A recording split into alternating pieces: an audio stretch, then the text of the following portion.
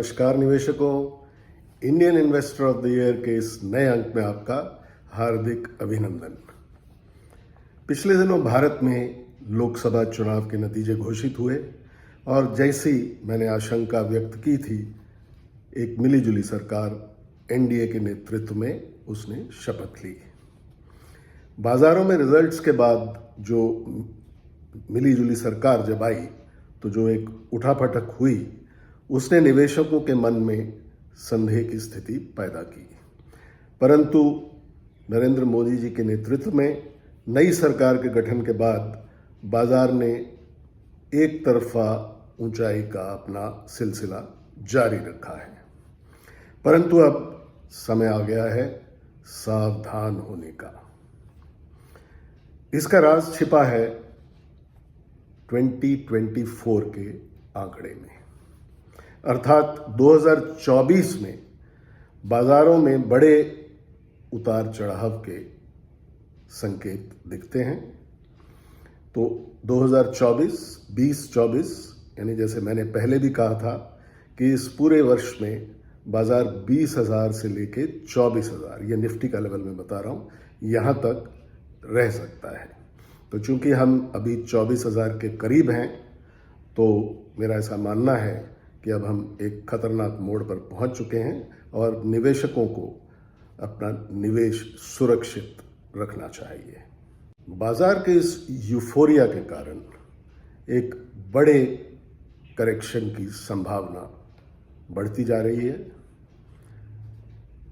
और इसके कोई एक कारण नहीं है, इसके विविध वैश्विक कारण हैं जिनकी चर्चा करना आवश्यक है।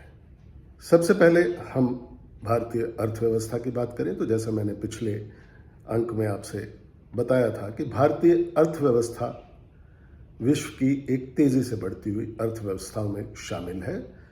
तो यहाँ से यदि हम लंबी अवधि की बात करें, लॉन्ग टर्म की बात करें, तो कोई अतिशयोक्ति नहीं दिखती बाजारों के बिहेवियर में। लेकिन जियोपॉलिटिकल सिचुएशन बड़ी तेजी से बदल रही है। हमने भारत में एक हंग पार्लियामेंट देखी है और आने वाले समय में कुछ बड़े महत्वपूर्ण देशों में 2024 में आम चुनाव होने हैं, जिसमें यूके, कनाडा, इजराइल और यूएस भी शामिल हैं। तो इन देशों में चुनाव के बाद बड़े चौंकाने वाले नतीजे आने की आशंका बनी हुई है। उधर रशिया यूक्रेन युद्ध में रशिया और यूएसए के बीच डायरेक्ट कॉन्फ्लिक्ट के आसार बढ़ रहे हैं। तो फिलिस्तीन इजराइल कॉन्फ्लिक्ट में ईरान का खतरनाक इरादा भी परेशान करने वाला है।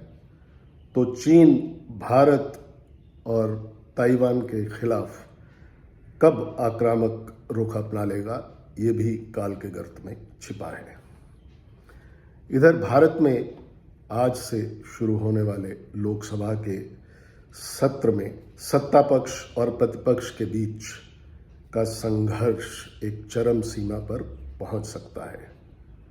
यानी हम आने वाले समय की अगर बात करें तो सिर्फ दो शब्दों में अगर मैं कहूं तो बहुत कठिन है डगर पनघट की।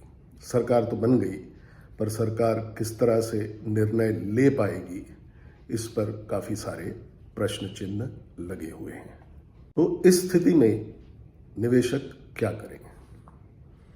यदि आप लंबी अवधि के निवेशक हैं और आपके पास कुछ फ्रंट लाइन स्टॉक्स हैं तो उनमें बने रहें। और यदि आप कुछ प्रॉफिट बुक करना चाहते हैं तो जैसे मैंने कहा कि एक 20,000 निफ्टी से लेकर 24,000 का दायरा हम 2024 में देखते हैं। तो चूंकि हम 24,000 के करीब हैं तो 23,500 और 24,000 यहाँ पर आपको कुछ प्रॉफिट बुक करना हो तो आप कर सकते हैं, पर इसके लिए अपने वित्तीय सलाहकार से ज़रूर सलाह ले लें। हमें लगता है कि आने वाले समय में बाजार यहाँ से निफ्टी कम से कम 10 से 15% की गिरावट दिखा सकता है और 20,000 से 20,500 के बीच एक अच्छा निवेश का मौका आपको मिल सकता है। तो उसके लिए बिल्कुल स्वयं को तैयार रखें। हाँ, कुछ मिड कैप और स्मॉल कैप स्टॉक्स हैं, क्योंकि ये दोनों इंडेक्स अभी भी बहुत तेज़ी से भाग रहे हैं और ये एक बबल जोन में पहुंच चुके हैं। तो यदि आपका निवेश छोटे और मझोले शेयर्स में है तो उस पर आप ज़रूर नज़र रखें, और जहां जहां वैल्यूएशंस बहुत बढ़ चुके हैं वहां पर प्रॉफिट बुकिंग कर लें। क्योंकि यदि अगर निफ्टी 10 से 15% गिरता है, फ्रंटलाइन इंडेक्स इतना गिरते हैं, तो मुझे लगता है कि जो मिड कैप और स्मॉल कैप इंडेक्स हैं वो 20 से 30% तक भी गिर सकते हैं। तो ये थी एक वार्निंग स्टॉक मार्केट के निवेशकों के लिए।